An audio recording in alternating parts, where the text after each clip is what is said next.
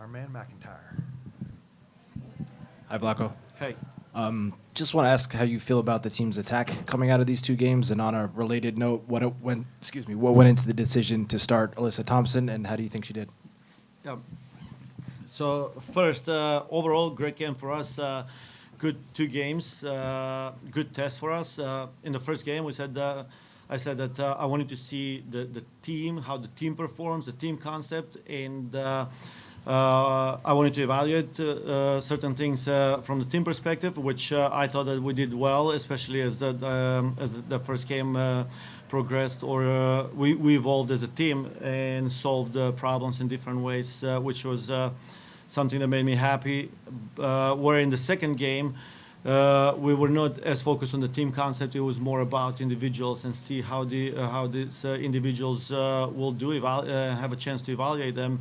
We wanted to see the players that haven't been in the environment for a long time. It's not that just we wanted to see them, but we also wanted to give them minutes. So if and when some of them make the World Cup, their first minutes are not in the World Cup, but they have a chance to compete before they go there. And that's Davidson, Casey Krueger, Julie Ertz, again giving a few minutes, Kerry O'Hara. So there Alyssa Thompson. Yeah. So there are several players there that we wanted to evaluate, but also we wanted to give them minutes to get some of that rust off. So that's why it was hard to evaluate the team and team performance in a setting like that, when there are a lot of changes, players that haven't played together over a year or year and a half, and players that haven't even played at all for a year and a half. But it was at the end, I have to say, it was good to see some of them on the field. I was happy for them, and ultimately, no matter what the goal is, no matter who is on the field, we always expect to win the game, and we found a way to win this one. Now, to answer the other question on Alyssa Thompson, once we lost Mel in the last game, we knew that it may be a long-term injury. We wanted to explore every possible option before we make the final decision, and one of those was Alyssa Thompson, because before that, our forwards have had a chance to start in different games, from Trinity to Lynn, Midge, Pino. Every forward or wide forward had an opportunity to start a game. We felt like we needed to see Alyssa start a game and give her a chance to showcase her abilities as well. I think that was thorough enough. I think Vlatko answered like 4 or 5 questions right there. Steve, go ahead. But of course, Steve has another. Do you feel like it's been a couple-year process now, and you're nearing the end? You've got to make some roster decisions. Do you feel like I guess you always want to see more, and you will see more in club settings, but do you feel like you've got everything you need now to make these decisions? Yes, I feel pretty comfortable where we at as a team, and from the decision-making standpoint, there's a group of players that we're very comfortable with, and we can make decision tonight. But also, there's a group of players that we're comfortable where they're at, but they're still gonna have to fight, and not necessarily fight for a spot. It's a game on. We have about maybe 10 to 12 players that are fighting for 6, 7 spots. I saw a hand over here. Yeah. Hey, Coach. Oh, my goodness. Hey, Coach. Obviously, it's a business. It's just business. You're planning ahead, but there was a lot of fun tonight with Becky Sauerbrunn. What emotions did you have? What can you talk about the pride and just watching everything that happened with her? Yes. So first, Becky and I go way back. I had a chance to work with her for a majority of my career, first in club environment and then in on the national team. And every time I've worked with Becky, she's been actually, I have appointed her or helped appointed her as a captain of the team. And the reason why is because I trust her. I trust that she can lead the team to success. She knows how to lead the team. She knows how to help the players. And in this intimate setting that we have as a team, there is a certain ceremony that we do that is more intimate just for the team. It was amazing to hear how the players talked about Becky and how much she means to them, and how much impact she has had, not just on the game globally or in the country or the team, but on individual players and how much has impacted their careers. After everything, I just had a chance to speak with the team before the game, and in my last speech, I shared my experience briefly and told them how much she has impacted my career as well. And I think that just speaks of who Becky Sauerbrunn is. I was very happy that she was able to celebrate her 200 cap in her city, in St. Louis, even though the plan was for her not to play the second game. We instrumented something because a legend like Becky deserves that. And your view of the almost goal? Meg almost set me up to give up my answer in the press conference, but I think that was I feel pretty comfortable. Actually, I feel happy that we designed a very good play, and it was very well executed and a very good save. I think the goalkeeper touched the ball after everything, just a little bit, but it was a good moment. Yeah. Coach, the last couple times we've seen Casey Murphy, she's had brilliant games, tonight being another one of them. You're kind of spoiled for choice at goalkeepers, but what do you think of her goalkeeping tonight? I mean, I think Casey's a great goalkeeper. She's a world-class goalkeeper, and we feel very comfortable when she's on the field. These are not just minutes to save Alyssa. These are minutes also for Casey to grow as a goalkeeper because she's young. She needs these minutes. She needs games. She needs games in front of full stadiums, under pressure. And to be quite honest, I was as much as I wanted to win this game 3-4, 5-0. There's an element of development that goes into that went into that last 10 minutes to see how Casey is gonna perform under pressure, because we may find ourselves in that situation in the World Cup, and she may be there. So it was, like I said, as much as it's one of those situations where I hate it but I love it. So it was great after all. Nance. Hey, Vlatko. It looked like Julie's timing is probably the last thing to come back, which is not a surprise.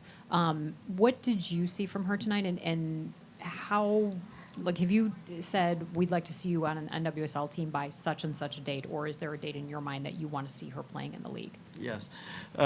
So Julie has this mentality when she's on the field. She imposes herself in the game, and the players rub off of that, and I think that we could see that coming out in live a little bit more in this game, and we're hoping to see that more and more as she gets more games with her club team. We expect Julie to make a decision pretty soon. I will leave that for her, but I wouldn't be surprised if we have news by the end of this week. I know that she's very close to making a decision. I've had conversations with Julie, numerous conversations while she was in camp.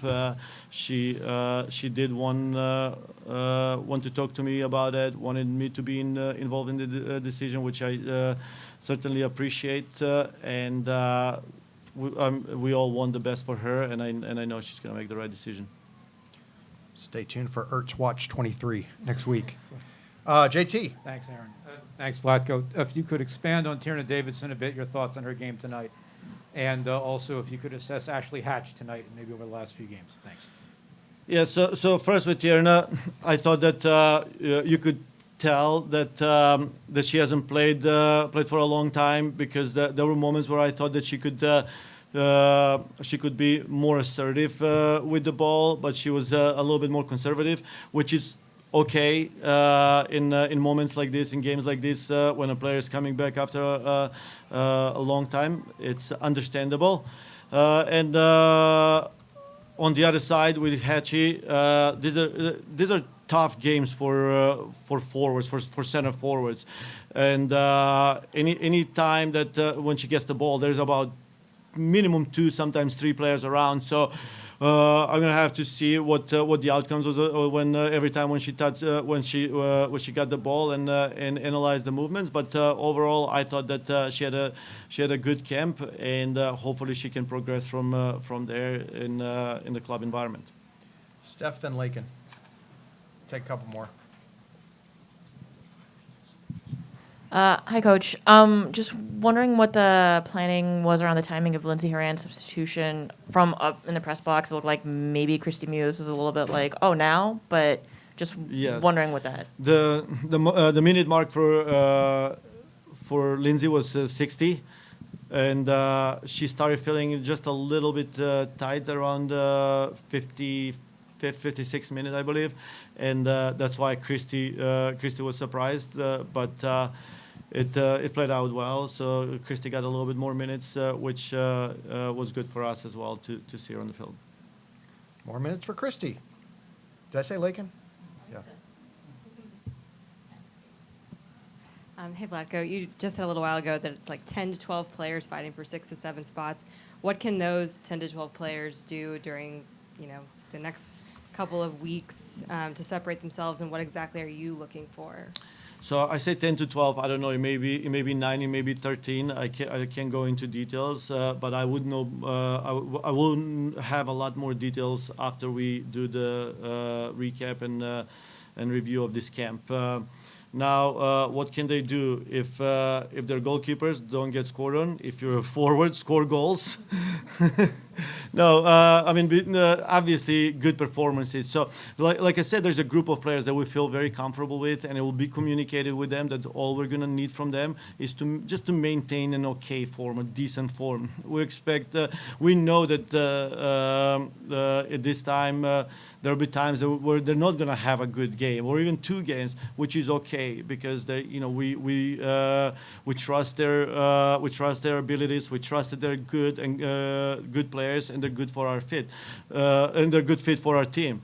But then there's going to be there's going to be a group of players that we talked about that performances are going to be evaluated a little bit more as an individual performance, but also they're going to be evaluated in a way how much their performances are a good fit for what we do as well. So that's in a nutshell what we're looking at. Tamara. Tamara or Tamira? Tamara. Tamara. Like Tia and Tamara. Let's go, Tamara. You're up.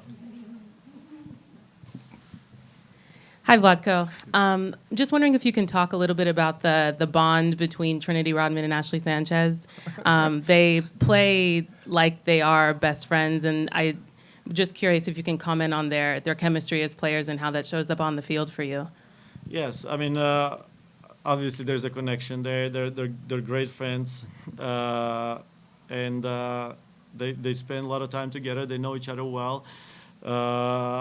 I do want to see the connection a little bit more in their club environment as well, because it seems like in the last 6 months we see a little bit more in our environment where in the club environment sometimes the connection is lacking off. But I have no doubt that that will increase. It will increase in the next 2 months. But they're excited. They're exciting players and exciting to watch. So we're happy to have them. We are going to take a few from Zoom because you guys aren't going to talk to Vlatko for a while. So we'll just take a few more. Jeff Kassouf, go ahead. I don't have power to unmute. You got it? Okay. Go ahead, Jeff. Thank you.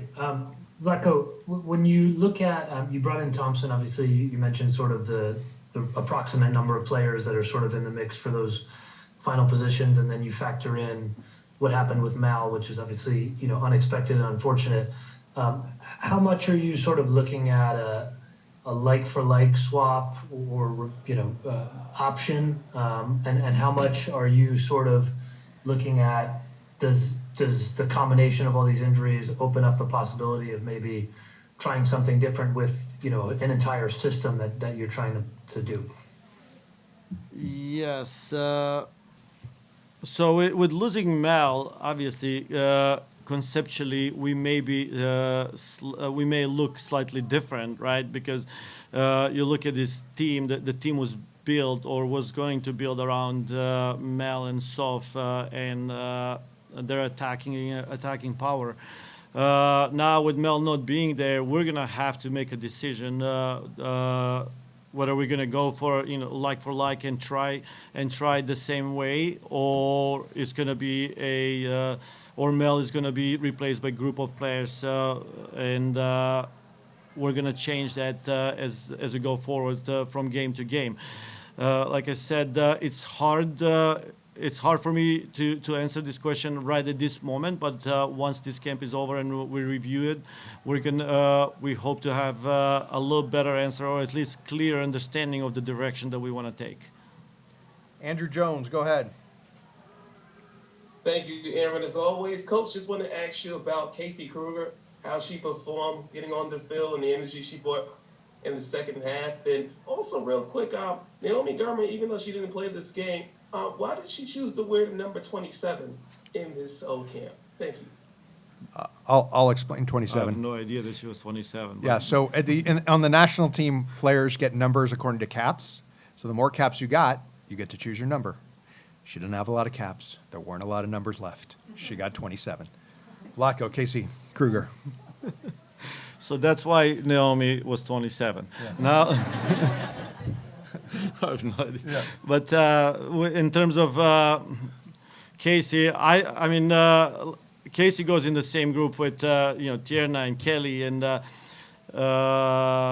and Julie.